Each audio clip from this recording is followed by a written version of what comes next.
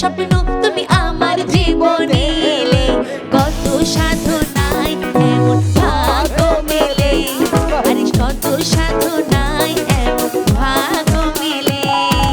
বেশি ফল পারিস না, পালানোর জায়গা পাবি না।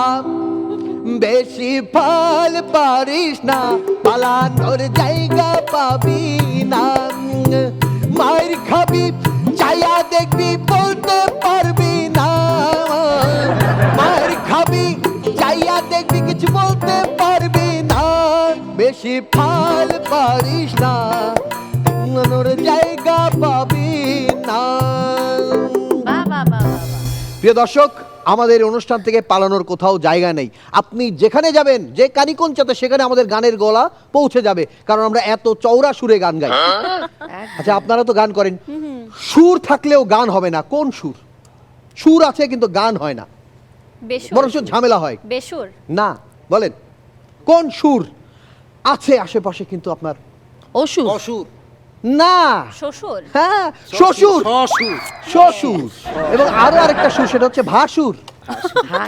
তো যাই হোক, আপনাদের এখানে শ্বশুর ভাসুর আশেপাশে কেউ নাই, গান হবে একদম। তো রন্টি আপু, আপনি যখন ধরেন এমন কিছু ঘরোয়া প্রোগ্রামে গান করছেন, চটক গান না, কিছু দুঃখের গান, কষ্টের গান মানুষকে শোনাতে হয় অনেক সময়, কি ধরনের গান আপনি বেছে নেন?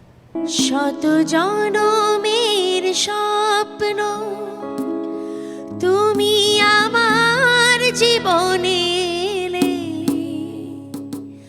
কত সাধনায় এমন ভাগ্য মেলে, কত সাধনায় এমন ভাগ্য মেলে।